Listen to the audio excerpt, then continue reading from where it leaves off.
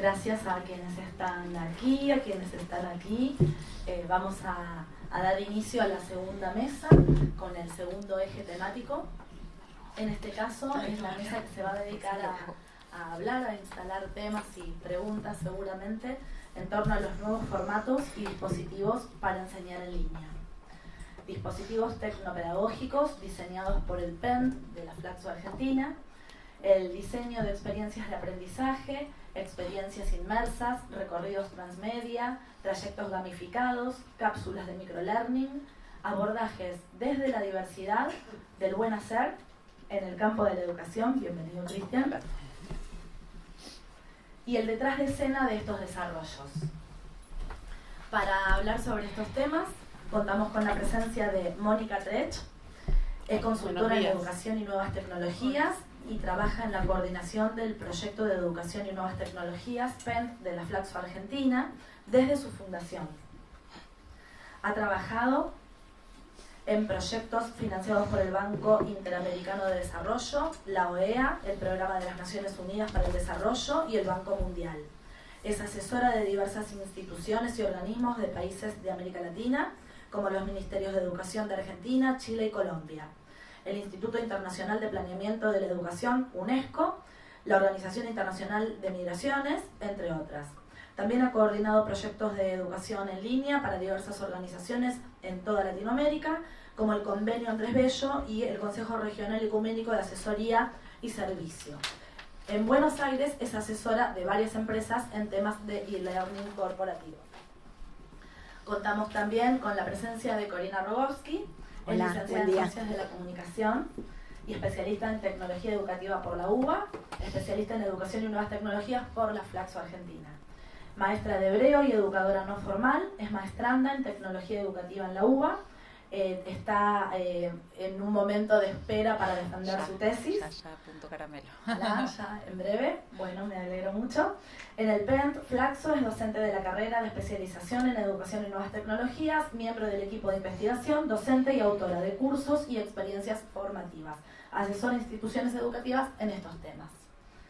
A su lado, contamos con la presencia de Valeria Odetti, es coordinadora pedagógica del Diploma Superior del PEN, es coordinadora regional de la Dirección de Educación a Distancia de la UFLO, es docente de posgrado en Argentina, Uruguay y Costa Rica y participa de diversos proyectos de asesoramiento en la inclusión de TIC a las prácticas educativas. Es máster en Educación, Lenguajes y Medios en la UNSAM, especialista en Educación y Nuevas Tecnologías de la Flaxo, licenciada en Ciencias de la Educación de la UBA y profesora de Educación Preescolar. Su último libro, Narrativas Transmedia, fue publicado... ¡Ay! Un poco de suspenso. Se fue el otoño, pero se me mezclan las hojas. Fue publicado en Uruguay bajo licencias Creative Commons. Esto era importante, por eso no me resultaba menor decirlo. Es decir que, bueno, se lo pueden bajar, lo pueden acceder a él en forma libre. Y quien acaba de llegar, Cristian Milillo, es desarrollador multimedial enfocado en educación en línea. Desde hace casi 15 años lidera el área de desarrollos tecnológicos del PEN Flaxo, diseña, programa y coordina el desarrollo multidisciplinario de plataformas, dispositivos tecnopedagógicos, materiales didácticos hipermediales, videos educativos, piezas de comunicación y sistemas de gestión de alumnos y soporte. En los últimos años, trabajó en el desarrollo del Portal Educativo de las Américas y su campus virtual, el curso Transformación Actitudinal en Género del Ministerio de Justicia de la Nación, el programa de formación de formadores del Gobierno de la Ciudad de Buenos Aires, el ecosistema de formación de la Federación Argentina de la Magistratura y es consultor externo del Instituto Universitario del Hospital Italiano de Buenos Aires, la Fundación Wikimedia, Chicas en Tecnología y la Unidad de Evaluación Educativa del Gobierno de la Ciudad de Buenos Aires. Bueno, dicho todo esto, los dejo con esta mesa que tiene mucho que contar. Bueno, bienvenidos, bienvenidas. Muchas gracias. Hola, ¿cómo les va a todos? Buenos días, gracias por estar acá.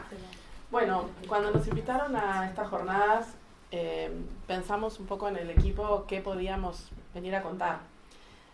Nosotros llevamos más de 15 años como equipo de investigación, de desarrollo, haciendo docencia. Vamos por la cohorte número 14 de nuestro posgrado en Educación y Nuevas Tecnologías Y dijimos, bueno, ¿qué podemos contar que sea distinto quizá de lo que uno viene haciendo y que contó en un libro, que desarrolló en todos estos años de trabajo? Y dijimos, bueno, vamos a contar un poco cómo trabajamos. La verdad es que nosotros tenemos un equipo muy interesante porque, como podrán ver, los perfiles son muy variados, es muy interdisciplinario y creemos que la educación en línea tiene valor cuando se puede construir en equipo, cuando se puede interactuar y cuando se puede poner aquellos preceptos que tienen que ver con lo pedagógico por encima de lo tecnológico, ¿no? Nuestro lema es la tecnología nos acompaña, pero la pedagogía es lo central. Entonces, dijimos, bueno, vamos a hacer una cosa, vamos a hablar de los preceptos que consideramos que hacen de una buena educación en línea, que tienen que ver con un buen dispositivo tecnopedagógico, como le llamamos, esa unión entre las ideas de lo que queremos que los demás aprendan y cómo la tecnología puede acompañar esas ideas y transformarse como en un territorio donde suceden las interacciones, donde suceden los aprendizajes. Y también donde las actividades son centrales para aprender, donde uno aprende haciendo y haciendo con otros, donde el rol docente es fundamental y entonces la moderación, la tutoría o el diseño pedagógico son claves. Y pensamos en, bueno, cómo contamos todo esto que hacemos, que además tiene una particularidad, está en construcción, así que ustedes van a perdonar. Lo que queremos contarles es cosas que venimos haciendo hace 3 años, la más antigua, ¿no? Pero que a medida que las vamos ejecutando, las vamos perfeccionando. Y también esta mezcla entre la teoría y la práctica, entre el hacer y este esquema como de mejoramiento continuo, es parte como de la forma en la que nos gusta trabajar. Entonces, bueno, ya dándoles esta contextualización, les cuento que lo que hicimos para esta presentación y para que fuera más clara para todos ustedes, ojalá lo hayamos logrado, es pensar en 4 aspectos que permiten una mirada transversal a ciertos dispositivos tecnopedagógicos que venimos desarrollando en los últimos tiempos en el PENT. Identificamos como 4 elementos que son claves dentro de un modelo de educación en línea, que son los que vamos a abordar desde todas estas experiencias. El primero, ¿se les ocurre alguno que les parece así como central, que ustedes dijeran, esto es algo que habría que analizar de un dispositivo de educación en línea? Está spoileado, me parece, está ahí atrás. No, bueno, perdón. No tengo ojos en la... Bueno, ok, esos son. Pueden decir y quedan bárbaros. No, el primero tiene que ver con la temporalidad. A ver, nosotros pensamos que el tiempo es un elemento clave cuando uno desarrolla una propuesta de una intervención educativa en línea, y aquí van a ver 4 ejemplos donde el tiempo se maneja de forma diferente. Sincrónico, asincrónico, donde la secuencia temporal se rompe de alguna manera y se plantean diferentes modos para que el estudiante tome contacto con esa propuesta. La otra dimensión que no tiene, bueno, la anterior además dentro de una secuencia que no es lineal, o sea, no es módulo 1, módulo 2, módulo 3 y vamos pasando de uno a otro, ¿sí? Eso es claro. Lo segundo es las plataformas. No vamos a hablar de una plataforma. No son propuestas que están montadas en Moodle en forma exclusiva, si bien venimos usando Moodle hace 15 años y lo hemos deconstruido prácticamente. Cristian lo amasa, lo cambia, lo vuelve a armar y su equipo, ¿no? No, acá es una arquitectura porosa. Tenemos una plataforma quizá que nuclea, pero después hay otras herramientas que se relacionan y a las que el estudiante entra y sale o forma parte inclusive de la misma propuesta sin necesidad de estar totalmente vinculada en una misma plataforma. Después, bueno, tenemos el tema de los contenidos.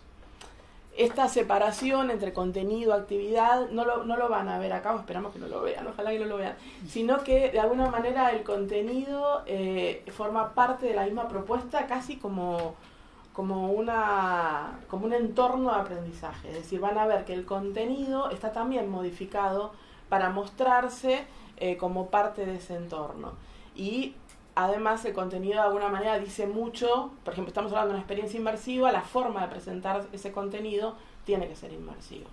Entonces, bueno, esa es otra construcción. Y bueno, y lo más importante, el rol de los docentes y el rol de los participantes. Se reconfiguran, se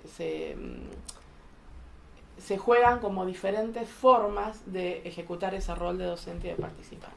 Bueno, sin más, dejo que los compañeros empiecen a contarles un poco más de cada una de estas características dentro de 4 propuestas, que son... ¿Quién va a empezar? Vale. ¿Podemos avanzar? Empieza Vale.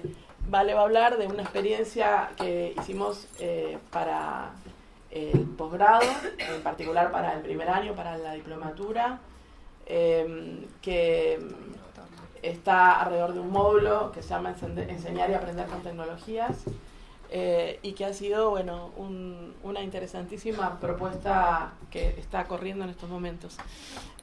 Por eso les digo que estamos en pleno proceso de desarrollo. Así que bueno. Espera que cuento. Dale. Bueno, gracias primero por la invitación. Buen día a todos, aquí y en línea los que están. Sí, está ocurriendo esta experiencia, entonces es un poco contar la cocina y algunas decisiones, y como decía Mónica, nosotros no separamos teoría y práctica, entonces en la medida en que vamos diseñando estas experiencias las vamos contando. Ahora llevamos, creo que las 4 experiencias que vamos a contar van a rueda al Congreso, o sea, digo, estamos todo el tiempo tratando de construir propuestas que tengan que ver con la lógica de construcción, circulación y legitimación del conocimiento actual. En este caso el módulo fue el módulo que más nos costó transformar porque se trataba de enseñar y aprender con tecnologías, y parecía que ese era nuestro core y era el más difícil de pensar, bueno, qué es lo importante, cómo hacemos para deconstruir esto que nos parecía tan fundamental. Así que este fue una primera experiencia, porque además teníamos ganas de probar cómo se hacía un transmedia educativo, que si bien no vamos a dar precisiones teóricas acá, porque la idea es contarles la cocina, tiene que ver, bueno, con traer al campo educativo un marco conceptual que nos es ajeno y resignificarlo atravesado por la didáctica. Entonces, bueno, eso es un poco, por eso es una experiencia transmedia y no es una narrativa transmedia, eso es importante decirlo. Ahora sí, Cori. Entonces vamos con el tema de cómo fuimos tomando estas 4 dimensiones, cómo tomaron forma en esta experiencia transmedia. En primer lugar, decirles que fue una experiencia transmedia y gamificada. La experiencia se disparaba porque 4 personajes pedían ayuda tecnopedagógica. Los personajes eran además personajes muy disímiles. Si yo les dijera quién podría pedir ayuda tecnopedagógica, seguramente ustedes pensaban en un docente, ¿no? Y naturalmente uno de los personajes era un docente, 2 de los personajes, un docente de primaria y una docente en la universidad. Pero los otros 2 personajes fueron una adolescente, miembro de un centro de estudiantes, que pedía ayuda para diseñar actividades para una jornada de ESI, actividades con tecnología. Y el 4.º personaje, el más desafiante de todos, era el presidente de un centro de jubilados que pedía ayuda para organizar una jornada de actividades con sus nietos con tecnología. Los alumnos fueron divididos en grupos y se les asignó un caso. Construimos todo así una idea de narrativa en el juego, que tenía que ver con que éramos una liga tecnopedagógica, y entonces salíamos al rescate de las necesidades de los ciudadanos en tecnoapuros, y el equipo de tutores se transformó en el consejo de guardianes, que eran los que iban tratando de que no se nos fuera tan de las manos todo. Esto dicho en la cocina, desde el punto de vista pedagógico, eran los que iban motorizando de alguna manera cuando de verdad algo salía mal, iban orientando la tarea. La temporalidad, si bien en este caso sí hubo una secuencia, porque necesitábamos que el juego avanzara por etapas, rompimos totalmente la temporalidad, y eso fue súper difícil porque la primera semana de trabajo se iba, cada 48 horas cambiaba algo. Las primeras 48 horas ocurrieron, ahora después voy a explicar bien, pero ocurrieron en redes sociales donde los estudiantes tenían, o sea, los estudiantes como partes en su rol del juego de los equipos de la liga tecnoeducativa tenían que ir a encontrarse con los personajes en las redes sociales. Cada personaje tenía un perfil en una red social distinta. El maestro de primaria y el jubilado tenían perfil en Facebook, la profesora universitaria en Twitter y la adolescente en Instagram. Entonces significaba ir ahí a preguntarles más cosas sobre la ayuda esa que necesitaban, ¿sí? No sé, cuántos jubilados son, cuántos nietos, de qué edades, ¿no? Todo aquello que necesitaban saber para después hacerles una propuesta y ayudarlos. Fue vertiginoso, esas 48 horas fueron...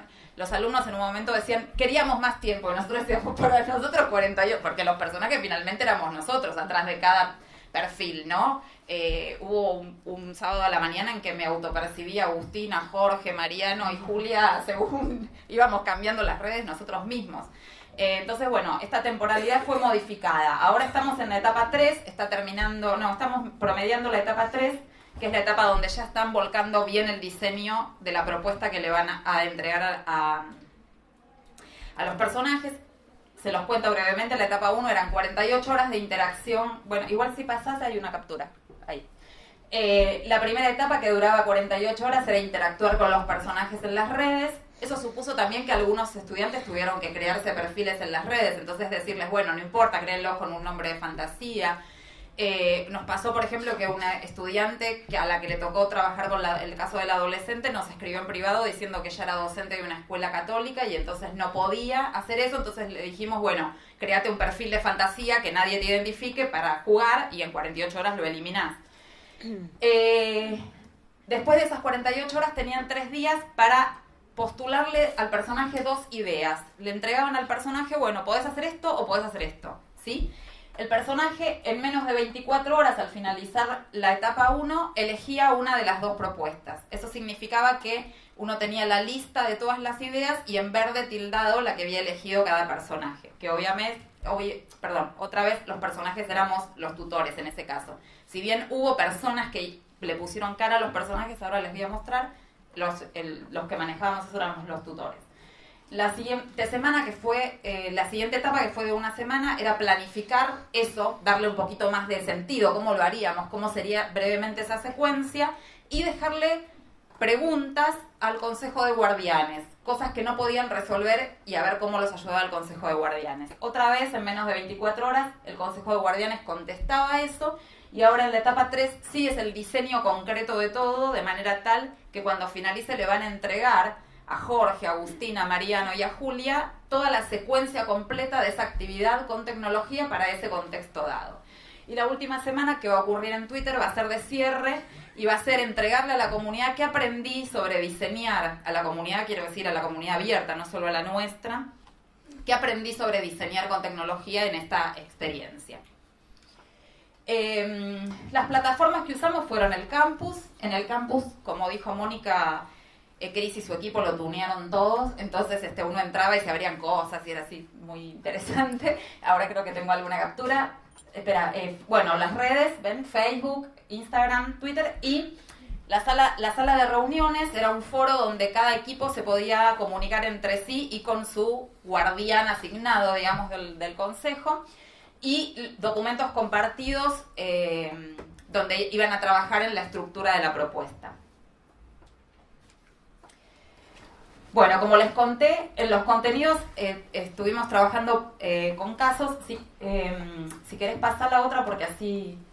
Y te podés cliquear acá porque se dispara un video. A ver, para que vean cómo se presentaban los casos. Los casos se presentaban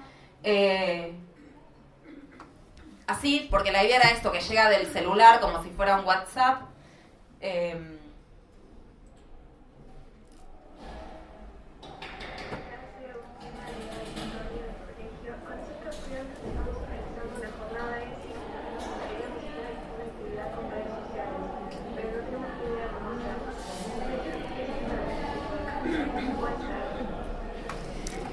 Los disparadores eran así, muy cortos. Quiero decir que además, como esto lo hacemos a pulmón, esta es mi hija, estuvo el papá de un compañero, digamos, ¿no? O sea, los actores eran todos un amigo de Cristian, o sea, ponemos a laburar a todo el mundo. Entonces, los contenidos aparecían en esto que decía Mónica, no es que había un contenido, lean esto para poder diseñar. Marita Soto, que es una especialista en semiótica, que ella investiga estéticas de la vida cotidiana, es bien interesante, y ella dice que uno entra a casas donde la casa te dice seguime, porque uno a lo sumo en el segundo intento encontraría lo que busca, y que hay otras casas que dicen buscame. Bueno, esto era buscame, una linda manera de decir el desorden, ¿no? Que esto buscame. No, o sea, acá tenían que ir a buscar el marco teórico, todo eso lo tenía, o sea, una cosa muy importante de estas propuestas, me parece que es común a todas, es que si el estudiante no hace nada, no hay módulo.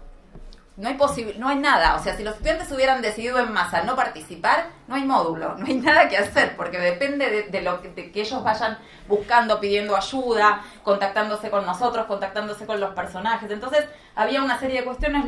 La recursoteca era marcos teóricos, pero también experiencias para inspirarse. Entonces, hicimos una recopilación de otras experiencias que podían servir para inspirarse. Dale, Cori.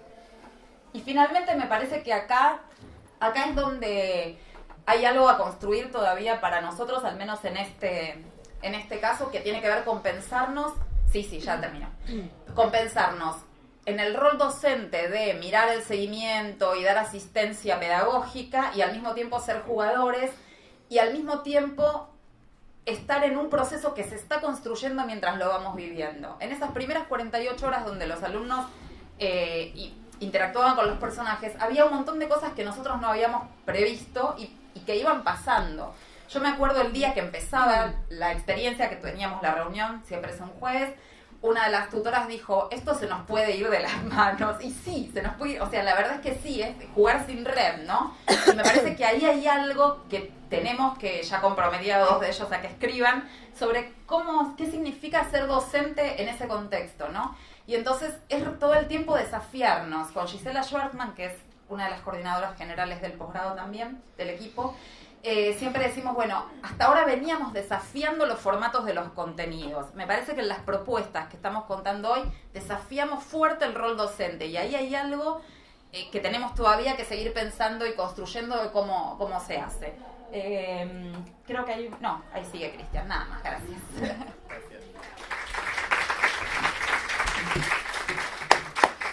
Bueno, muchas gracias. Bueno, les voy a contar, vamos a enfocarnos un ratito en otro proyecto que también abordamos desde el PEN, que es sobre un curso de género. El Estado, a partir de una ley que genera un cuerpo de abogados y abogadas que se especializa en violencia de género, el Estado también está obligado, aparte de generar este cuerpo, de capacitar a aquellos abogados y abogadas que van a cumplir este rol. Y sucede algo, es que en la formación tradicional que tienen los abogados y abogadas faltan muchas cosas. Por ejemplo, una perspectiva de género y también una sensibilización respecto de lo que sienten las víctimas, lo que viven a través del proceso. No solo lo que sintieron a partir de los delitos de los que fueron víctimas, sino lo que es atravesar el espacio judicial, todo el espectro, desde una entrevista con la víctima, cuando va al juicio, si el juicio sale bien, si sale mal, cuando hay que apelar, lo que pasa en general con la sociedad, etc. Entonces, cuando se nos acercaron para proponernos desarrollar este curso, surgió una necesidad muy grande, que era poder trabajar con casos. Ustedes quizás saben que en derecho es muy común el abordaje de casos, o sea, trabajar con casos. Pero lo que se quería hacer era trabajar con casos desde otro lugar, o sea, no trabajar con casos desde el caso en tercera persona, contar esto sucedió en tal momento y ahora vos tenés que hacer esto como participante, o no ir graduando el caso, dosificándolo, sin que haya una relación real entre ese participante, el estudiante, que va a ser un futuro defensor de víctimas de violencia de género, sin que tuviera un contacto real con esa víctima. Entonces queríamos generar esa sensación. ¿Cómo se genera ese contacto? ¿Cómo hacemos una propuesta gamificada en tiempo real que puedan ponerse en los zapatos de defender una víctima, con todo lo que pasa cuando defienden una víctima? Por ejemplo, que es muy común que en los casos de violencia de género las víctimas se desdicen o quieren abandonar el proceso porque quizás están económicamente vinculadas a sus agresores o fueron captadas por una red y en ese momento tienen miedo de contar todo lo que hicieron, porque a veces también son cómplices de algunos delitos porque así las obligan a hacerlo. Entonces, esto nos obligó a generar un dispositivo que fuera también bastante distinto en términos de temporalidad, plataformas, contenidos y el rol docente, que pudiéramos ponernos en juego a partir de este trabajo en casos, donde diseñáramos una propuesta más parecida a un videojuego. ¿Qué fue una de las primeras decisiones que se tomaron? Que para trabajar con una víctima se requiere un trabajo diario. O sea, la víctima hoy necesita tu ayuda y quizás mañana necesita tu ayuda, pero la necesita desde otro lugar que el que la necesitaba ayer.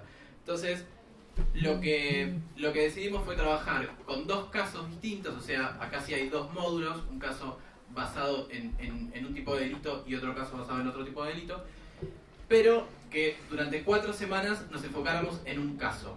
un caso con un nombre, o sea, una mujer que es la víctima del delito y que te contacta como abogado o abogada para que la defiendas. Durante 4 semanas la víctima va a atravesar ese proceso que contaba antes, donde tiene que ser entrevistada, donde después hay que recolectar evidencias y donde tiene que pasar a la etapa de juicio. Decidimos hacer un curso diario, o sea, con actividades y contenidos diarios. Todos los días hay algo para hacer en la plataforma. Entre un caso y el otro hay una semana de enlace que la destinamos no solo a reflexionar, a producir y compartir lo que se fue produciendo durante las semanas anteriores, sino también a que los tutores, que son muchos tutores, son casi 26 tutores, dedicaran un tiempo suficiente como para poder evaluar las producciones de los participantes durante las 4 semanas que estuvieron cursando. Acá podemos ver algunas minis capturitas. Como decidimos trabajar con esta lógica de videojuego, la plataforma te habla directamente, hay un sentido de urgencia todo el tiempo. Y una de las decisiones que se tomaron para el curso es que los casos, la vinculación que uno tenga con el caso, sea la vinculación lo más parecida posible a la vida real. O sea, que aparezca una víctima y te hable, que la plataforma te hable en primera persona, que la víctima te mande un mensaje de WhatsApp que te diga: necesito verte, necesito contarte algo, pasó esto, tengo miedo, ¿qué hago? ¿Cómo hago? ¿Qué pasa después? Etcétera. Desde la plataforma tomamos algunas decisiones también respecto de que los videos se vean en pantalla bien grande, o sea que cuando entras tenés a la víctima mirándote a los ojos, que hay un indicador visual bien destacado que te dice en qué etapa estás, en qué día estás, qué cursaste ese día, qué hiciste, qué te falta hacer, qué tenés que hacer mañana y qué se espera de vos mañana. Se trabajó con una productora de cine, con actores y actrices reales, con sets de filmaciones, se filmó en tribunales en un montón de lugares de Argentina. Fue una mega producción, trabajaron productoras que trabajan para HBO, o sea, directores, gente muy muy grosa, y bueno, todo ese material había que volcarlo y generar una plataforma que no pusiera un video o que embebiera un material, sino que todo fuera como un mismo espacio, poder trabajar también con esta lógica de porosidad que hablamos cuando mencionamos estos 4 casos con los que vamos a trabajar hoy. Vamos a plataformas. Principalmente el nodo concentrador es un Moodle totalmente personalizado, o sea, dimos vuelta a la plataforma, trabajamos con un entorno gráfico muy minimalista, centrado en las víctimas, o sea, uno entra, tiene como los mínimos indicadores y lo que tiene bien grande es la cara de la víctima hablándote. Hicimos una personalización de género en la plataforma, o sea, la plataforma si querés te habla femenino, si querés te habla masculino, si querés te habla con la X. O sea, vos podés personalizar y elegir cuando empezás el curso cómo querés que la plataforma te trate. O sea, esa voz de la plataforma te habla con el trato de género que vos quieras. Diseñamos una carpeta del caso interactiva donde los participantes van todos los días escribiendo en su carpeta lo que están haciendo. Esta carpeta tiene todo lo que una carpeta real tendría. O sea, por ejemplo, cuando uno se equivoca, tacha, no borra, pues cuando uno en la vida real borra algo en una carpeta no desaparece, sino que uno lo tacha o arranca la hoja.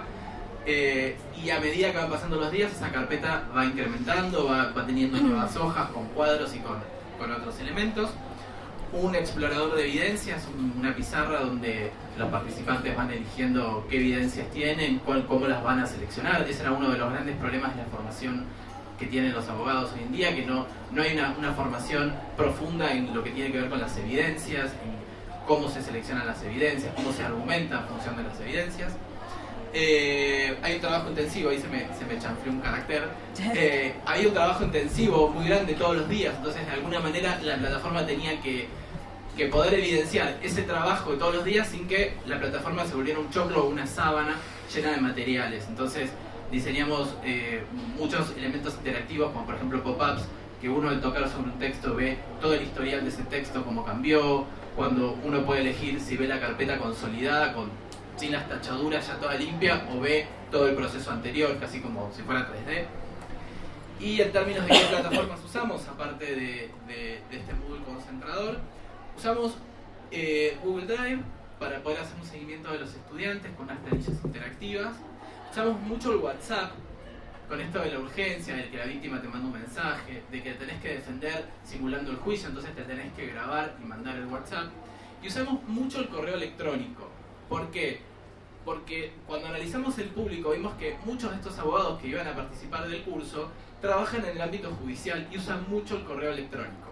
O sea, le prestan mucha atención al correo electrónico. Entonces, todo el tiempo la plataforma envía alertas por correo electrónico hablando directamente a la persona. O sea, Juan, tenés que hacer esto. Juan, te llegó este caso. Juan, hay nuevas evidencias. Todo el tiempo. Y a su vez, cuando hay que entregar un material, desde la plataforma también se está evaluando todo el tiempo cuántos se entregaron, cuántos no entregaron, qué falta, qué no falta, porque si no defienden a la víctima en tiempo y forma, pierden el caso. Y reciben un mail de un abogado que le dice, me quedé con tu caso. Y quedan fuera del juego. O sea, eso es parte también de la experiencia. Ahí hay unas capturitas para ver. Trabajamos también mucho con el celular, o sea, la plataforma se adaptó completamente para dispositivos móviles. Como decía, hay mucho del WhatsApp, de escuchar a la víctima, te está mandando un mensaje, presta atención, hace esto, hace lo otro. Y la evaluación se hizo a través de muchas planillas, porque eran casi, hoy estamos en 1500 participantes aproximadamente, donde un grupo de una pareja pedagógica, un abogado y una trabajadora social o psicóloga iban evaluando el desempeño de los participantes y completando en algunas planillas de Drive que estaban vinculadas al Moodle, donde desde Moodle reportan la planilla si el alumno completó la actividad y después viceversa. Hay un trabajo reflexivo donde los alumnos ven qué hicieron bien o qué creen que hicieron bien y qué hicieron mal, y eso se hace un macheo con lo que el tutor marcó de lo que consideró que el alumno hizo bien o hizo mal, y eso genera, por ejemplo, un puntaje, que es un nivel reflexivo. Respecto de los... Dice que tenés que... Bueno, ya vinculado a contenidos, todos los contenidos estaban vinculados a lo que tiene que ver con el caso de la víctima, o sea, trabajamos con audios de WhatsApp, videos en primera persona, mensajes de texto, y lo que tiene que ver con la relación con el caso. Fotos, videos de cámaras de seguridad, testimonios en audio, documentos jurídicos, un fallo, un PDF, etc. Y el rol de los docentes y los participantes, a ver, no sé si hay algún ejemplo en la capturita. Ahí se puede ver el explorador de evidencias, donde uno va recorriendo las distintas pruebas para conocer a la víctima, algunas pequeñas capturitas de sus ojos, de su boca, de cómo se rascaba, cómo estaba nerviosa por la entrevista, los audios de WhatsApp que le llegan. Y respecto al rol de los docentes y los participantes están es un roleplay, o sea, están en los pies del defensor de la víctima, y el equipo docente son los que, digamos, hubo un equipo docente que fue el que diseñó la propuesta. La propuesta está cerrada, o sea, no se va cambiando a medida que va pasando la experiencia. O sea, se fue dosificando cuándo las actividades, cuándo no. Hay un diseño semanal, que son los primeros 3 días de la semana. Uno explora sin contenido teórico, se contacta con la víctima, ensaya, prueba, elige pruebas, intenta argumentar. El jueves es el día teórico, donde sí reciben un PDF sobre las buenas prácticas, y el viernes siempre reflexionan sobre lo que hicieron y mejoran, corrigen lo que hicieron para entregar. Los participantes son activos, ocupan un rol de defensores durante 3 semanas, como decía antes, luego reflexionan individual y colectivamente, y los docentes tienen un rol de evaluadores después. O sea, solamente se sientan a ver qué están haciendo los participantes y van evaluando su desempeño a partir de indicadores judiciales que se usan mucho en el ámbito jurídico. Luego invitan a reflexionar y compartir a función de lo que vieron, de qué cosas tienen que mejorar, qué cosas creen que se pueden compartir entre la comunidad y los que están participando, y por ejemplo se comparten las mejores defensas que se hicieron orales, que se filmaron, los mejores escritos, las mejores selecciones de evidencia, etc. No sé si queda alguna capturita más, así ya cerramos. No. Listo. Bueno, muchas gracias.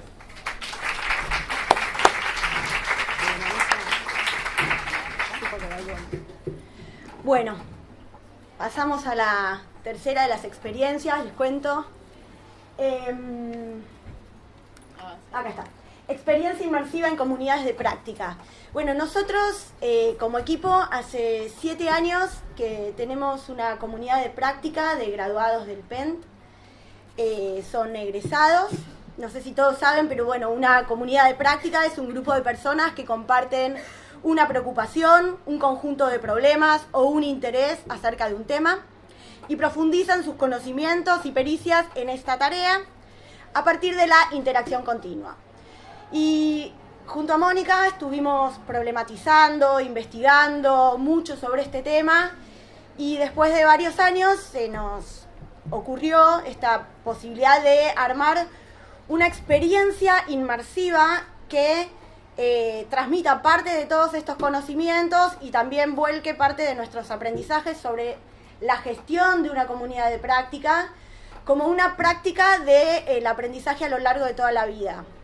Entonces tomamos este contenido y nos propusimos diseñar una experiencia. Como tratamos de transmitir para nosotros en el proyecto, en el PENT, la forma es contenido. Entonces la elección del formato tenía que ir muy alineada y muy de la mano con todos los contenidos que queríamos transmitir. Y algo que teníamos bien en claro, que no íbamos a construir una comunidad de práctica en el curso, sino que íbamos a transmitir, a generar instancias de inmersión en pequeñas cápsulas, vuelvo a la misma palabra, pequeñas inmersiones en lo que implica estar adentro, formar parte de una comunidad de práctica. Entonces, así, hace 3 años nace esta propuesta, pero en verdad le sumo un año más que tiene que ver con un año de diseño, de planificación, de lluvia de ideas. Cuando nosotros empezamos con esta idea, mucha de la tecnología que ahora tenemos no estaba a disposición. Nosotros queríamos trabajar con realidad aumentada, con realidad virtual, y era difícil, era imposible, hasta incluso hablar de videos interactivos, que hoy ya hay un montón de aplicaciones. Por suerte lo tenemos a Cristian, gracias a Dios. Yo estaba pensando cómo denominarlo, me sale... Nuestro mago. Además de mago, es nuestro terapeuta virtual, porque cada locura que tenemos se la llevamos a él y bueno, nos ayuda a construir estas ideas.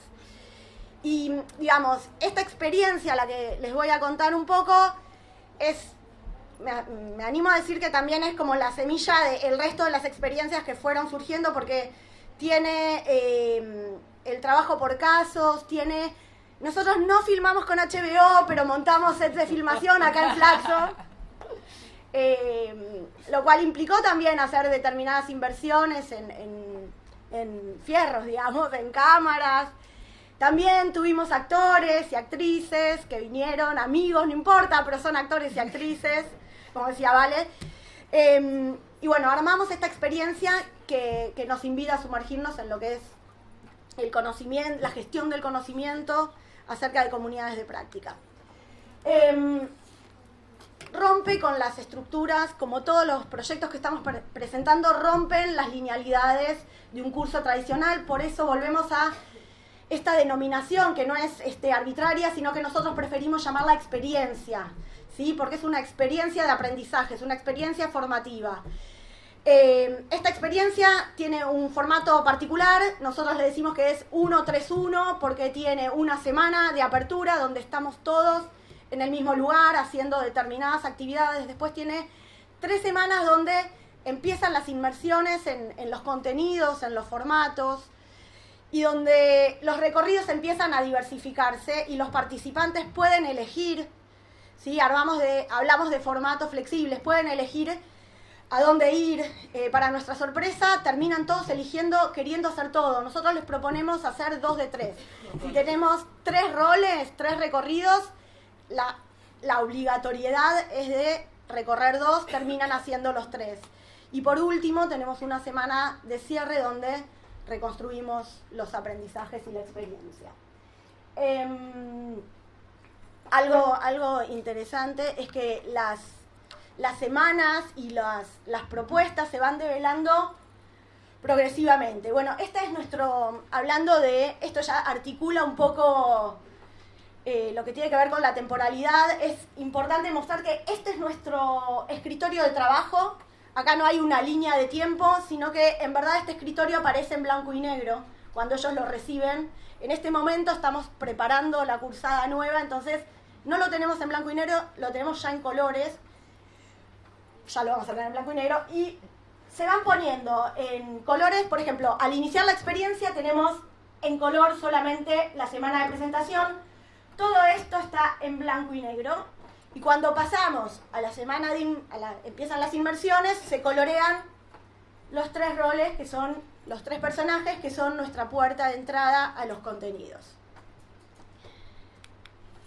Bueno, algo que fui nombrando y que nos parece como fuerte y fue como un descubrimiento. Nosotras estábamos muy preocupadas por cómo generar la inmersión y al principio queríamos generarla a través de la tecnología y nos dimos cuenta que además de la tecnología también hay un montón de estrategias didácticas que nos pueden ayudar a potenciar este efecto de inmersión que nosotros queríamos lograr. Hay diferentes autores que empiezan a hablar de la potencia de la inmersión que está. Hoy es una tendencia cultural que la vemos en las series, de Netflix, HBO y las diferentes cadenas, que lo que tienen es un componente de narrativas que interpelan al interlocutor de una manera particular y profunda. Y nosotros queríamos lograr eso. Entonces, ¿cómo lo logramos? A través de roles encarnados por actores que lo que iban a hacer era presentar la mirada, su visión desde las comunidades de práctica desde un rol diferente. ¿Cuál es la mirada y la perspectiva de un gestionador de una comunidad de práctica? ¿Cuál es la mirada y la perspectiva de un participante, un miembro de una comunidad de práctica? ¿Y cuál es la perspectiva de un especialista experto? Que a veces en las comunidades de práctica hay especialistas que vienen a dinamizar y a traer su aprendizaje y su expertise en algún tema en particular. Entonces, a través de estos roles que narran su experiencia, que cuentan cuáles son sus preocupaciones, cuáles son sus inquietudes y cuáles son sus intereses en primera persona, interpelan al interlocutor, en este caso a nuestros estudiantes, de una manera profunda, invitándolo a comprometerse y a involucrarse. Y a partir de ahí entendimos que se lograban experiencias de inmersión profunda a través de empatizar con este rol, a través de empezar a interactuar con este rol. Los contenidos los presentamos... no, ahí se me va, acá está. Nosotros, además de estos videos interactivos donde se ingresa a los roles a través de se ingresa, digamos, al conocimiento a través de elegir un rol. Cada rol nos trae dimensiones articulantes de lo que implica formar parte y estar interactuando en una comunidad de práctica. Entonces nosotros queríamos, por un lado, abordar estas cuestiones y plantear la importancia, ¿no?, de las redes interpersonales en la construcción y gestión del conocimiento. Por otro lado, analizar las características y las dinámicas de una comunidad de práctica, identificar las decisiones importantes que tiene que tomar la gestión de una comunidad de práctica y recorrer y analizar en profundidad los procesos de trabajo de una comunidad de práctica. Entonces, decidimos que los materiales sean en diferentes formatos, que los materiales también inviten a realizar diferentes acciones de inmersión, porque traían voces de protagonistas. Nosotros entrevistamos a diferentes miembros de la comunidad de práctica para que ellos también cuenten sus experiencias, nos den a conocer sus acciones, qué es lo que se hace en una comunidad de práctica, qué es posible de hacer. Entonces tenemos materiales diversos con formatos visuales en su mayoría, tenemos textos también, obviamente, pero se iba descubriendo a través que cada uno iba recorriendo la experiencia. Bueno, otra de las características, además de la inmersión, es la alteración de los recorridos. Como ya lo fui diciendo, estos recorridos se abren, se diversifican y cada uno está en cualquiera de los 3 recorridos, pero a su vez encontrándose en actividades colectivas. No eran actividades colaborativas porque un problema que teníamos era que cada participante estaba recorriendo la experiencia a través de otra puerta de entrada. Entonces, estas actividades lo que proponían era un encuentro en una misma plataforma. Ahí me voy también a la instancia de plataformas, que bien podía ser en Padlet, en VoiceThread. Son todas aplicaciones que permiten el trabajo colectivo, donde todos participaban dejando un aporte, pero sin necesidad de interactuar con el aporte del otro, sí de leerlo para enriquecerse y para formarse. Entonces estas alteraciones de contenido, lo que a nosotros digamos como docentes nos interpelan en una fuerte tarea de reconstrucción. ¿Por qué? Porque cuando salimos de la inmersión, acá nosotras teníamos que reconstruir esta experiencia, poder analizarla y poder retomar partes de todos los recorridos para entre todos construir conocimiento. Y para nosotros el desafío fue, como decía Valeria, tirarnos a la pileta y empezar a hacer. Nosotras también, desde el rol docente, teníamos ciertos recorridos pautados, pero también nuestra reconstrucción conceptual se fue haciendo en el momento, mientras que los participantes iban emergiendo a la superficie. Entonces teníamos que abrir foros de análisis conceptuales o teníamos que abrir foros que recorran más en profundidad alguna cosa que otra. Y fueron todas decisiones que fuimos tomando en la primera cohorte que recorrió esta experiencia. Todo esto claramente nos interpela como docentes y en nuestra relación y vínculo que vamos construyendo con los estudiantes, que es siempre desde el lado, acompañando en la construcción del conocimiento y generando también conocimiento de manera conjunta. Para nosotros, bueno, fue la verdad que un desafío que disfrutamos muchísimo y que ahora forma parte, si bien esto empezó como formación continua y como una experiencia que ofrecíamos por fuera de nuestra experiencia de formación de posgrado, ahora también forma parte del segundo año de la carrera de especialización, es el módulo de gestión del conocimiento, porque nos parece valioso que nuestros estudiantes también se formen en estas temáticas y conozcan tipos de formatos y plataformas variadas. Ya está, termino.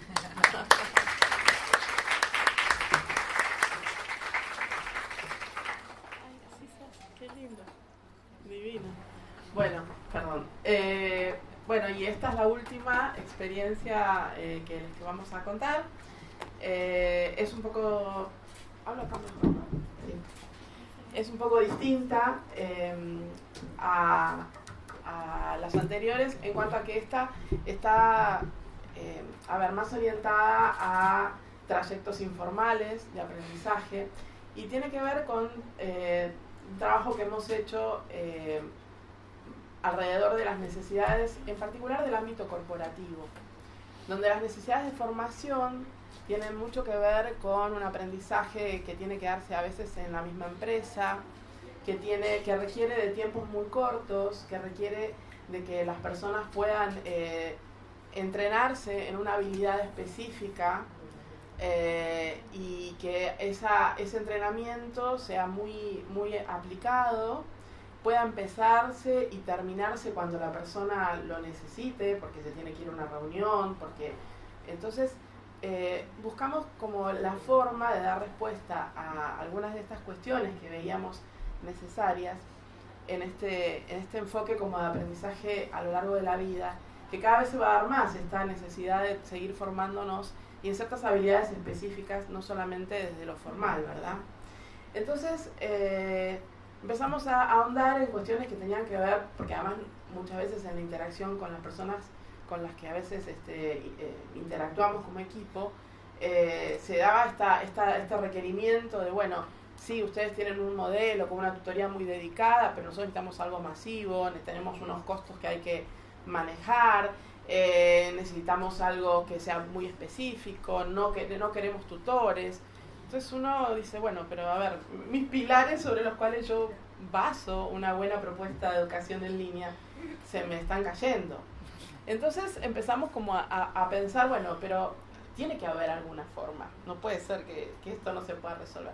Y empezamos a explorar cuestiones que tienen que ver con microlearning, que bueno, microlearning como desde el punto de vista teórico tiene algunos teóricos que hablan de este tema, Lindner, Brook, Hu, todos de la Universidad de Innsbruck, pero es bastante nuevo, estamos hablando de 2005 para acá, una cosa así.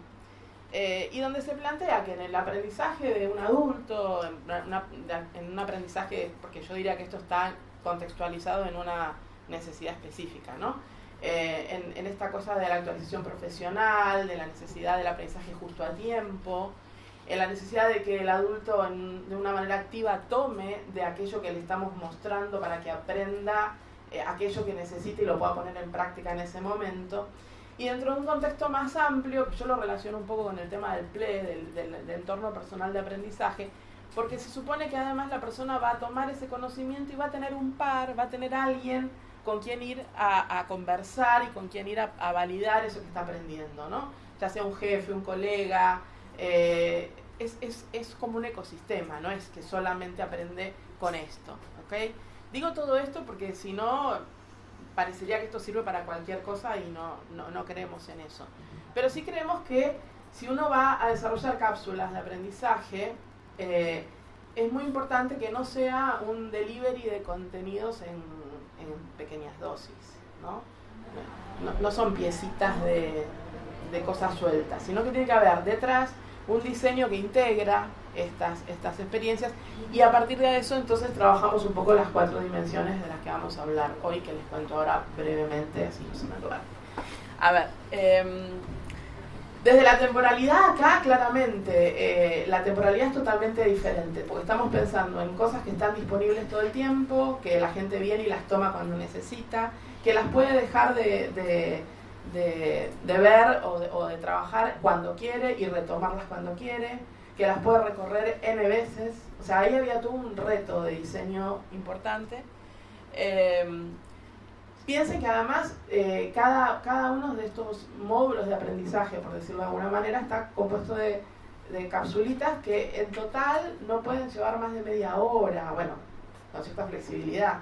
Pero estamos pensando no en un curso ni de 4 semanas, ni de 5 semanas, ni de 2 meses. Entonces, eso también es un reto complejo. ¿Te pasó? No, cachito antes. Bueno, que el reto, acá le agregamos dijeron, bueno, no hay tutores, y pensamos, bueno, puede haber algunas actividades colectivas. Por ejemplo, pensando desde el lugar de las comunidades de práctica, si yo estoy poniendo a hacer este curso o esta cápsula gente que tiene una práctica desarrollada en un tema específico, qué bueno que haya, por ejemplo, un muro colectivo donde pueda contar qué es lo que le funciona y que eso lo puedan compartir. Pero ahí yo vengo, dejo mi aporte y me voy, y el que viene luego viene y encuentra los aportes de los otros. No tienen que ponerse de acuerdo, porque ahí ya entran a correr en juego todas las cuestiones que tienen que ver con la sincronía y con la secuencia temporal. Lo demás creo que lo dije. Sí. Y otra cosa que es esto último, dentro de la temporalidad, y es que, bueno, está bien, cada uno lo hace cuando quiere, pero hay ciertas instancias integradoras de reflexión sobre los aprendizajes que son un poco con uno mismo y con el diseñador del curso. No hay un tutor, pero el diseñador del curso pensó, ahora les voy a mostrar cosas que, por ejemplo, llamamos el escritorio del participante, pensó en algunas instancias donde vos puedas decantar todo lo que estás aprendiendo, reflexionar y volcar esos aprendizajes en espacios que después te sirven a vos. Y eso tiene otra temporalidad diferente, no es la temporalidad en la que uno está tomando el curso. Bueno. Las plataformas. Acá hay una diversidad de aplicaciones. Lo que sí es muy importante que primero los contenidos sean muy ligeros, porque la mayoría de veces las cuestiones que tienen que ver con microlearning están soportadas en el hecho de que uno los pueda hacer desde un celular o desde una tableta, que los pueda hacer en forma ubicua, ¿no? Uno se imagina que la gente está usando esto en el trabajo, en el medio de transporte, desde su casa. Un entorno lanzador para que esto sea un estructurador de todo el resto del contenido. Este desarrollo adaptable, hay todo un trabajo ahí también del equipo de Cristian para que esto sea visible de una manera visible y jugable, ¿no? Porque no es un contenido que se visualiza, son actividades, son cosas que hay que interactuar con ellas, y con desarrollos propios, y como siempre hacemos en el PEN, desarrollos de software libre que se integra. En cuanto a los contenidos, bueno, tienen que asegurar motivación. Ustedes saben que estamos en todo lo que miramos en el celular es muy efímero, ¿no? ¿Hace cuánto hablamos de aprendizaje efímero, disperso? No sé, muchos años. Efímero, disperso. Entonces te tengo que enganchar, porque si no vos mirás un segundo y te fuiste. Entonces el contenido no solamente es atractivo, sino que apela mucho a los sentidos y a la identificación con aquello que estás viendo. En eso hay muchas cosas en común en lo que hablamos antes, ¿no? Porque ustedes vieron estos contenidos tan dispersos, uno pensaría, decía, vale, tienen que tener una actitud activa de parte del participante. Ustedes dirán, ¿y cómo la logran? Porque, o sea, no es una condición. Bueno, la tratamos de lograr a través de que esto sea retador, que sea interesante, que te identifique, que la actividad sea auténtica, que vos veas un caso en el cual te sentís reflejado, que la posibilidad de elegir sea un gancho muy grande, no es algo que me dan. Yo veo lo que a mí más me interesa y ahí es donde entro y donde profundizo. Todo eso genera engagement, genera ese enganche que necesitamos. Y acá había otro reto. Yo tengo que darte un contenido específico. A veces es muy específico en una empresa. A veces es enseñarle a otro cómo vender, cómo tener una escucha activa a la hora de resolver un problema en un call center. Estamos hablando de ese tipo de problemas de formación. Entonces, no podemos darte teoría en forma de microcápsulas y después un quiz. Tenemos que tratar de que ese contenido llegue a vos de una manera que permita que vos hagas algo con él. Entonces ahí viene la forma de juego. Hay juegos que hay que resolver, mitos, verdades, verdaderos, falsos, situaciones problemáticas. Tengo esta situación, ¿cómo la resolverías? ¿Así, así o así? Reflexionar sobre esa situación. Y ahí yo estoy dando también contenido. No es que pongo la teoría por un lado y la práctica por el otro, ¿se entiende? Sino que se va resolviendo. El mismo refuerzo de aquello que la persona recibe cuando contesta algo es parte del contenido, porque se les va dando una devolución sobre lo que van decidiendo. Para atrás. Lo de casos y situaciones a resolver. Bueno, esto de que todo el tiempo el participante tiene que decidir por dónde seguir, qué amplía, qué no.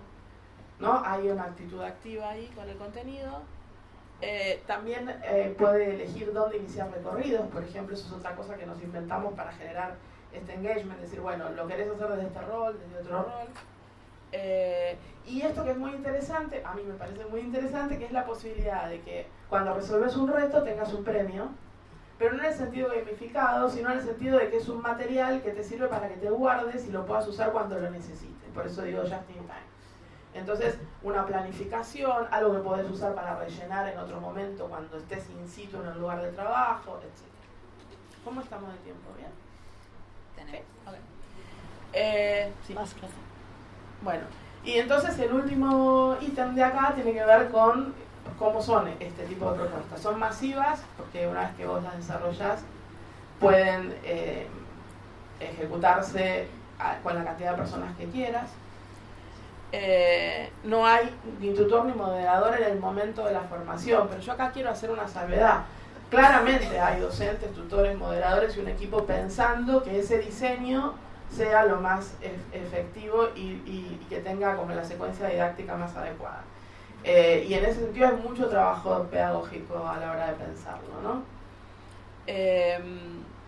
Y los participantes tienen este enfoque de activo en el sentido de que toman del curso aquello que necesitan y lo van resignificando en el contexto de su propio entorno de aprendizaje y con los colegas en las comunidades de práctica o en los equipos donde trabajan. Así que bueno, es otro tipo de propuesta y yo creo que había tomado algunas capturas. Ven, por ejemplo, acá podemos ver errores, consejos, o sea, hay una cuestión de la práctica ahí alrededor de el tema. Esto es todo interactivo, entonces uno puede ir viendo como una secuencia de acciones. Acá tenés que recomendar un producto según los comentarios de clientes, entonces volvemos al esquema donde hay una llamada de WhatsApp y te van dando información y vos en función de esa información decidís qué recomendar. Esto tiene que ver más que nada con lo atractivo del diseño y con la posibilidad de motivar a la hora de que el otro responda. Esto tiene que ver con lo que les decía de presentar el contenido en forma de juegos o en forma de situaciones a resolver. Hay paneles donde uno, dependiendo de cómo mueve ese contenido, le muestra una situación o le muestra otra para ver cómo se pueden variar diferentes características. Entonces ahí uno puede jugar como un tablero de control. Después hay... ¿no? Sí. Y acá esto es parte como del escritorio que yo les decía, que ven acá hay otras instancias. Por ejemplo, esto es una cuestión que tenía que ver con marca personal, storytelling. Entonces, el poder llenar ciertos formatos con lo que yo aprendí y poder como de alguna manera aterrizar eso que es tan efímero y que va pasando tan rápido. El escritorio que tiene como un montón de recursos que vos vas ganando a lo largo que vas desarrollando el curso y luego te quedan ahí para poderlo reutilizar cuando lo necesites, o tablas de decisiones y cosas así que uno va haciendo. Nada de todo esto es estático. Uno va haciendo clic y dependiendo de dónde hace clic ve un contenido diferente.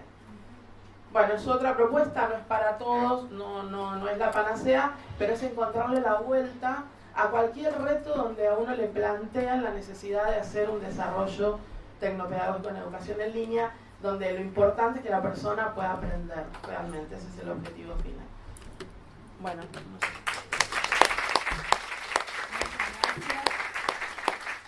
Lo que queríamos era tratar de terminar con un tiempito como para poder abrir el espacio a preguntas.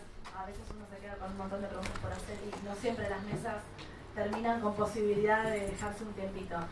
¿Alguien de acá quiere hacer alguna pregunta? Tenemos también preguntas en línea. ¿Paso el micrófono a ellas? Perfecto, porque es una aclaración. Vamos primero con alguien en línea. Me piden si puedes repetir por favor los nombres de los autores, más despacito. ¿De microlearning? Sí, Lindner, Bruck, Lindner. Hay un paper de Jesús Salinas que es muy bueno, que no sé si después se lo podemos...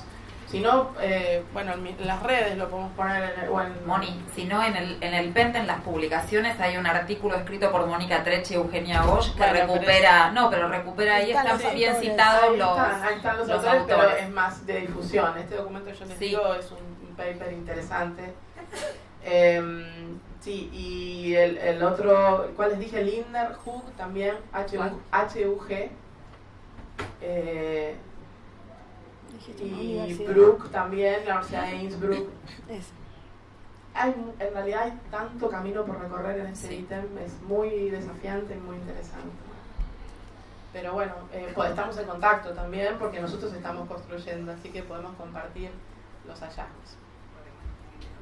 Sí, ¿qué tal? Buen día. Primero felicitarlos por todas las iniciativas y demás, están geniales, y este replanteo permanente como docente y como tutor de cómo mejorar, cómo innovar en las prácticas es realmente muy motivador.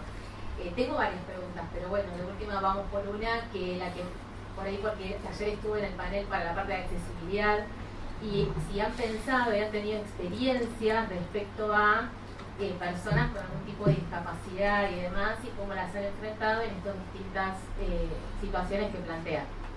Sí, bueno, podríamos contestar todos porque lo atravesamos, digamos, pero sí, en un momento era una preocupación que teníamos, nunca abordábamos, y en un momento al diploma llegan un alumno ciego y un alumno sordo, así que contra reloj dijimos hay que meterse en esto y empezar a reconstruir, o adaptar, mejor dicho, no reconstruir, no solamente los contenidos, sino en muchos casos las propuestas, ¿no?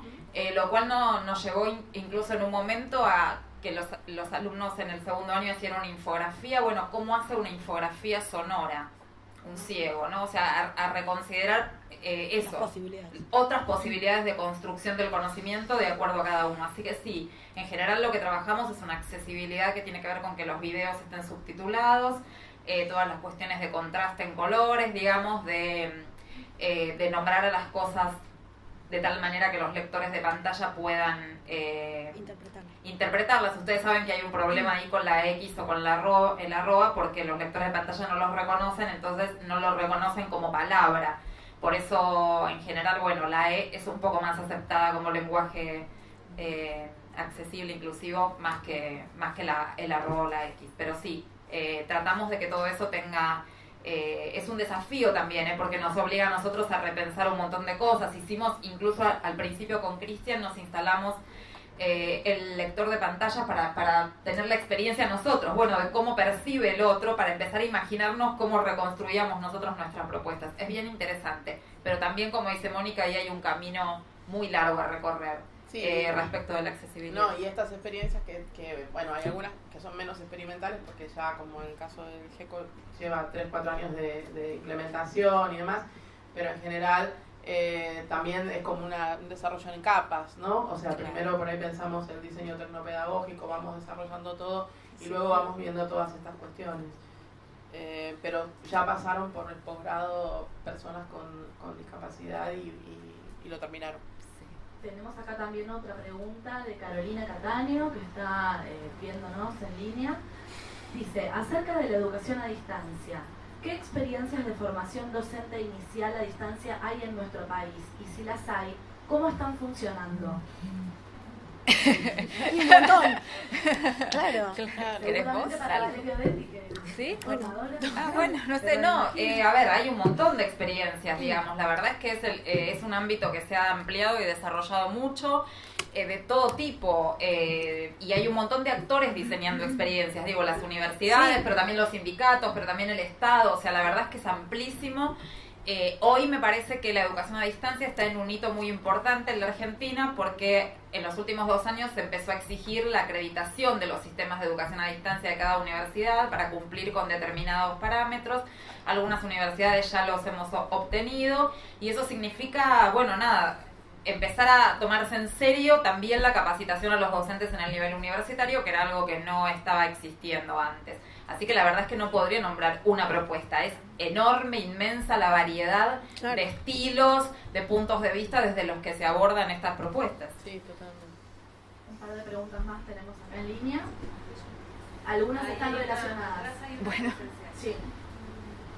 Liliana consulta, ¿cuándo se aconseja las cápsulas de aprendizaje? ¿Para qué grado? ¿Para qué tipo? ¿Para qué nivel? ¿Posgrado? Y en relación a esto, Daniela Tizoco dice, me interesaría saber si esta propuesta tiene criterio de acreditación, una certificación, por ejemplo. Si es así, ¿cómo se acredita? Bueno, la primera pregunta, a ver, nosotros por ahora lo estamos explorando para adultos, como les digo, en ámbitos laborales, o sea, no estamos pensando en la escuela, ni en docentes, ni en niños, ni en jóvenes, lo que no significa que no se pueda usar. De hecho, ahora empezamos un proyecto de formación en emprendedurismo para jóvenes en Centroamérica y justamente uno de los retos es ver cómo podemos hacer para que toda la propuesta sea mobile, porque nos pidieron específicamente que sean celulares, porque es el medio de acceso que van a tener estos jóvenes en Nicaragua. Y bueno, estamos justamente pensando de qué manera podemos hacer estos desarrollos y cómo podemos quizá adaptar algo de esto que les conté antes. Pero en principio nuestra experiencia tiene que ver con formación profesional, actualización profesional, y ese es el contexto en el cual estamos trabajando. Y la otra pregunta sobre la acreditación, lo que podemos decir es, a ver, los posgrados tienen una acreditación, son posgrados, digamos, se pasan por distintas instancias, tienen una acreditación que incluso en nuestro caso es internacional porque la entrega Costa Rica. Sí, eran las acreditaciones de microlearning. Sobre esta propuesta. Sobre la de microlearning. Claro. Y bueno, no, ahí depende de justamente si el entorno de aplicaciones en una empresa, la empresa es la que decide de qué manera certifica a las personas que desarrollan esta experiencia. Como les decía, dentro de un ecosistema, las personas aprenden esto para ponerlo en juego luego en su lugar de trabajo. Entonces ahí se cierra como el ciclo de evaluación de la propuesta, aunque la propuesta tiene evaluación incluida, por supuesto, no es que no la tiene. Sí, ahora quería preguntarles, perdón, si sigo preguntando, que me pareció re interesante con el tema de las cápsulas de aprendizaje y la plataforma para distribuirla. ¿Pensaron en MOOCs o en analizar alguna plataforma, si analizaron, si no, qué resultados tuvieron? Y después también, ya que estamos, como usan Moodle, que es software libre y demás, se decían que también está en software libre, se está publicado en la comunidad como para aprovechar algunos entornos, por hago algunas cositas, porque tengo bastantes varios Moodles dando vueltas que por ahí estaría bueno ver y probar si están en formato plugin. Bueno, pasan dos cosas. Primero, que muchas de estas propuestas están dentro de un marco o corporativo o institucional, donde muchas veces no podemos ser nosotros quienes liberen esos materiales. O sea, a mí me encantaría poder poner a disposición de la comunidad los módulos que desarrollamos para muchos cursos, pero en realidad no nos pertenecen ni siquiera a nosotros. Son parte de proyectos de cooperación internacional y bueno, eso es parte de la propuesta. Si el ministerio, la institución, la universidad o quien sea que después toma estos materiales, los quiere volver abiertos, los quiere disponer en la comunidad, bueno, ya es una decisión que nos excede. Pero hay muchos materiales nuestros. Hay muchos materiales nuestros que sí son libres. Claro. Y que los compartimos. Que los compartimos, están en nuestra sección de producciones del portal, pero digo, específicamente en herramientas de Moodle no las podemos volver libres. Sí tenemos un proyecto interno de, en algún momento, algunas de estas cosas disponerlas en la comunidad, pero en general no. Sí trabajamos con una política de publicación abierta nosotros sobre, por ejemplo, todo lo que es materiales didácticos hipermediales, todo eso está disponible y abierto, pero porque tenemos una filosofía. Por eso yo decía al principio que esto tenía que ver con tratar de explorar las formas en que se construye, circula y se legitima el conocimiento en la sociedad actual, bueno, en el campo educativo. Entonces tenemos una responsabilidad con que lo que producimos en la medida, que es nuestro, es de la comunidad y lo ponemos a disposición. Sí, van circulando en las redes. Y sobre los MOOC específicamente, nosotros, como habrán escuchado varias veces, tenemos toda una idea y toda una epistemología respecto del modelo pedagógico que sostiene cada una de nuestras prácticas, y nosotros creemos que la mediación docente, incluso cuando el docente está diluido en una propuesta, es fundamental. Entonces, realmente nosotros somos muy críticos de la propuesta de los MOOC y... No, esto, justamente Mónica cuestionaba esto cuando hablaba de las microcápsulas y el rol docente, y fue un debate interno fuerte cuando fue todo el auge de los MOOCs al interior del equipo. Entonces, para nosotros la relación y la vinculación del docente con los estudiantes y el contenido es muy fuerte, y bueno, analizamos los MOOCs, los problematizamos en la carrera, pero no somos productores de MOOCs. Sí, experiencias masivas, pero con dispositivos elaborados ad hoc para cada una de esas experiencias que requieren siempre de una moderación o de una intervención docente particular. Microlearning. Sí, esa era la pregunta más que nada, apuntaba a la última presentación de Mónica más que nada, ¿no?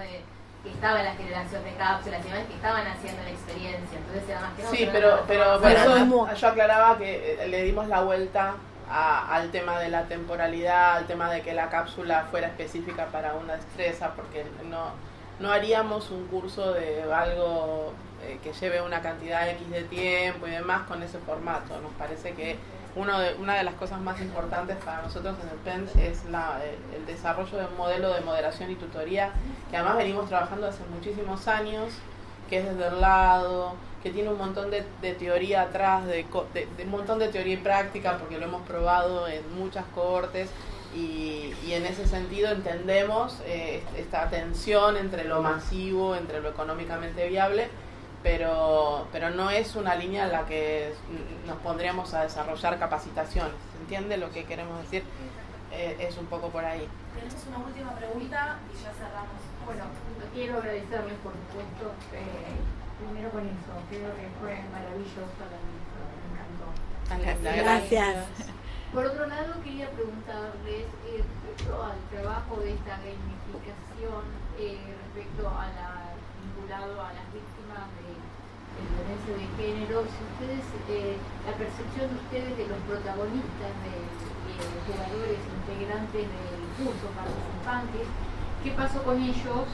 Van viniendo gente del derecho, ¿qué pasó?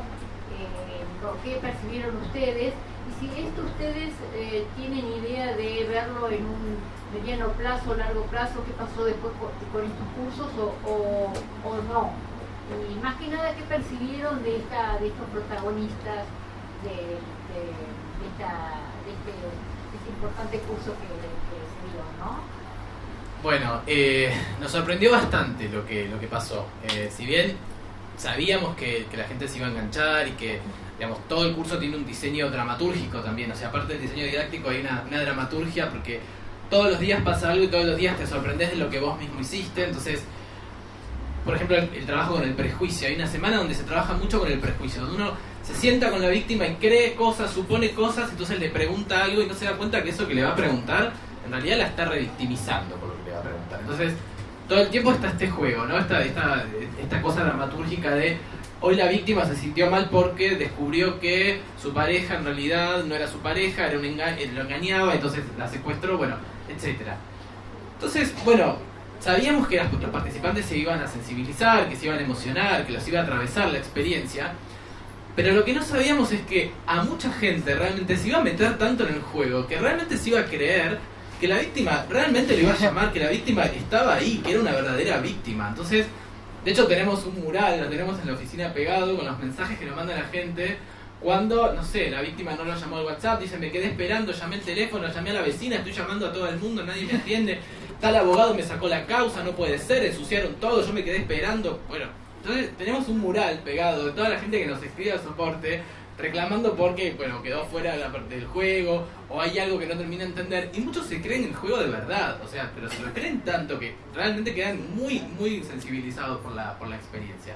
Y lo que pasa después, esto está dentro del marco de un proyecto de ley que incluye una evaluación posterior sobre los abogados defendiendo realmente casos reales, después con un sistema de seguimiento con indicadores judiciales. Eso a nosotros nos excede, pero bueno, el proyecto arrancó hace poquito, o sea que está ahí en proceso, ya están los primeros abogados egresados del curso defendiendo a las víctimas. Bueno, después el Estado es el que lo evalúa, eso ya a nosotros nos excede. Pero lo que sí podemos decir, o sea, tenemos la certeza, porque aparte todos los tutores son personas que trabajan en el ámbito judicial, hay incluso jueces siendo tutores. Entonces, las observaciones fueron muy positivas en cuanto a que pudieron ver realmente cambios reales en actitudinales, que es lo que busca el curso, aparte del conocimiento. Gracias. Bueno, con esta respuesta de Cristian... Yo puedo decir una cosa para sí, cerrar, sí, perdón, sí. Pero siempre lo decimos y nunca está de más repetirlo, no solamente porque el público se renueva, sino porque él se lo merece. No podríamos hacer nada de esto sin Cristian y su equipo, que es maravilloso, pero además lo digo porque en muchos casos las instituciones es donde más abaratan. Se creen que poner un Moodle ya está, ¿no? Y todo esto lleva un montón de tiempo de laburo, de diálogos, donde nosotros aprendemos también a comunicarnos con la parte tecnológica, cómo se le hace un guión a un diseñador para que después monte algo, qué podemos y qué no podemos. Entonces, cuando Mónica dijo que éramos un equipo interdisciplinario al principio, es interdisciplinario de verdad. Tanto así que al principio un diseñador te dice eso es mucho y 2 años después te critica la perspectiva didáctica de cómo lo estamos haciendo, y eso nos encanta, claro. Cosas que no se te habían claro, y eso nos encanta. Así que nada, reconocerlo porque de verdad no podríamos hacer estas maravillas sin ellos. Muy bien, muy bien.